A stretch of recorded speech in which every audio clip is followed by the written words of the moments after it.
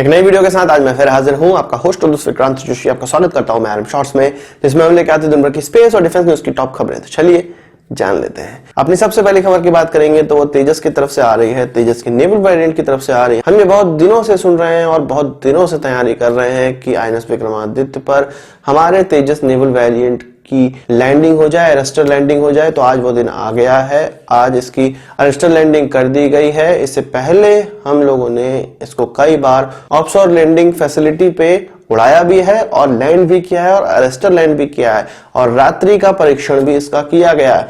सारी चीजों से आश्वस्त होने के बाद आईएनएस विक्रमादित्य पे आज इसको अरेस्टर लैंडिंग करवा दी गई, जो कि एक माइलस्टोन कहा जा सकता है और एक हिस्ट्री कहा जा सकती है। कुछ 25 सालों से जो हम ट्राई कर रहे थे कि अपने नेवल तेजस को अपने एयरक्राफ्ट कैरियर पे उतारना, वो आज एक सपना भारत का पूरा हुआ है।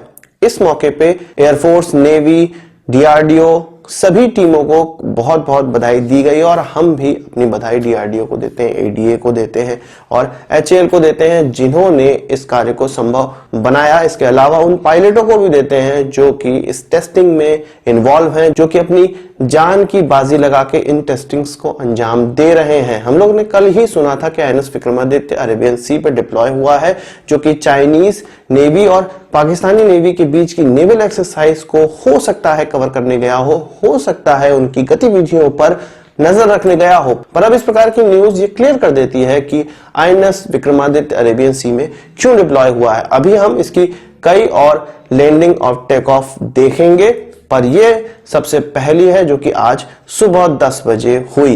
इसके अलावा बात करेंगे ईरान की। आपको पता है कि बुधवार को ईरान में यूक्रेनियन बोइंग 737 दुर्घटनाग्रस्त हो गया था, जिसमें कि कहा जा रहा है कि 175 लोगों की मृत्यु हो गई थी।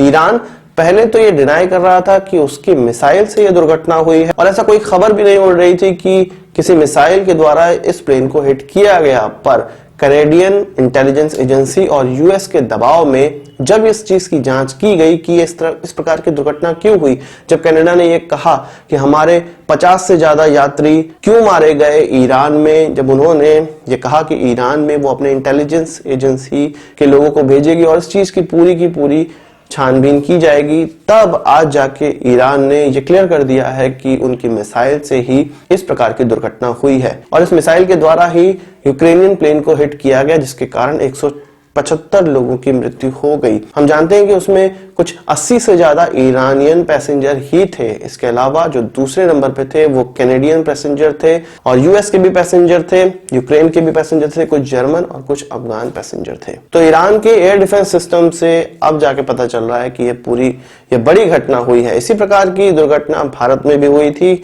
जब बालाकोट एयर स्ट्राइक के बाद डॉग फाइट हुई थी। तो उसके बाद हमारे एक MI-17 हेलीकॉप्टर चॉपर दुर्घटनाग्रस्त हुआ था, जिसको हमारी ही मिसाइल लगी थी, एयर डिफेंस सिस्टम की मिसाइल लगी थी, जिसमें हमारे 6 एयरफोर्स के जवान शहीद हो गए थे। उसके एवज में एयरफोर्स के 2-3 अधिकारियों को कोर्ट मार्शल का सामना भी करना पड़ा था। अगली खबर में हम लोग बात करेंगे एचएएल की। एचएएल के पास जो ऑर्डर बुकिंग है वो 2021 और 2022 के लिए ही बची हुई है और एचएएल ऑफ इंडियन एयरफोर्स की तरफ आशान्वित निगाहों से देख रहा है। उसका यह मानना है कि यदि इंडियन एयरफोर्स इस फाइनेंशियल ईयर में 83 तेजस MK-1A का ऑर्डर दे देता है तो उनके आगे जो प्रोडक्शन लाइन है वो बंद नहीं होगी, उसको चालू रखा जा सकता है। इसके अलावा वो ट्रेनर एयरक्राफ्ट का भी ऑर्डर चाहते हैं, जो कि HTTP-40 ट्रेनर एयरक्राफ्ट है। तो एचएएल का यह मानना है कि यदि इस प्रकार के एयरक्राफ्टों का ऑर्डर जल्द से जल्द प्राप्त हो जाता है, इस फाइनेंशियल ईयर प्राप्त हो जाता है, तो आगे की जो पूरी प्लानिंग है वो एचएएल कर पाएगा। आपको पता है कि एचएएल को ऑलरेडी तेजस MK-1 का कॉन्ट्रैक्ट मिला हुआ है, जिसमें से 16 एयरक्राफ्ट उन्होंने डिलीवर कर दिए हैं और 24 एयरक्राफ्ट अभी भी बचे हुए हैं। इसके अलावा SU-30 के भी कुछ ऑर्डर बचे हुए हैं। कुछ कहा जा रहा है कि 20 या 24 की संख्या में एयरक्राफ्ट और डिलीवर करने हैं,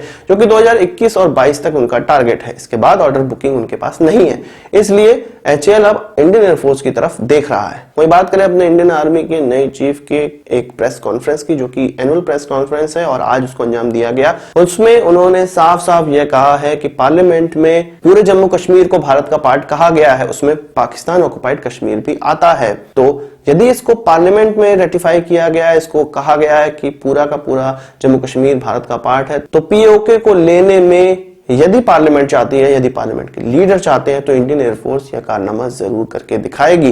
वो इस प्रश्न का जवाब दे रहे थे कि इंडियन आर्मी क्या पीओके पे आक्रमण कर सकती है या पीओके को लेने पे कुछ काम किया जा रहा है। इसके अलावा उन्होंने ये कहा कि इंडियन आर्मी पार्लियामेंट से बंधी हुई है और जब भी पार्लियामेंट चाहेगी, जब भी पार्लियामेंट के लीडर चाहेंगे, हम पीओके ले सकते हैं और लेकर ही दिखाएंगे। इस प्रकार के बयान की जो टैक्टिक्स है वो हम लोगों ने 2 से 3 सालों में ही देखा है। जब पहले बात होती थी हमारे कश्मीर पर कि हम अपना कश्मीर नहीं देंगे, पर अब बात होती है कि हम पीओके ले सकते हैं। तो इस प्रकार के माइंडसेट को चेंज करने के लिए एक रणनीति होती है कि इस प्रकार की रणनीति का इस्तेमाल करके दुश्मन पर दबाव बनाया जा सकता है और एक समय ऐसा आएगा कि इसको अंजाम भी दे दिया जाता है। तो हमारी तीनों सेनाएं एक बहुत सही दिशा में चल रही हैं और इस प्रकार की बयानबाजी की बहुत ज्यादा आवश्यकता होती है देश को भी और देश के दुश्मनों को भी। आज की इस वीडियो के लिए बस इतना ही।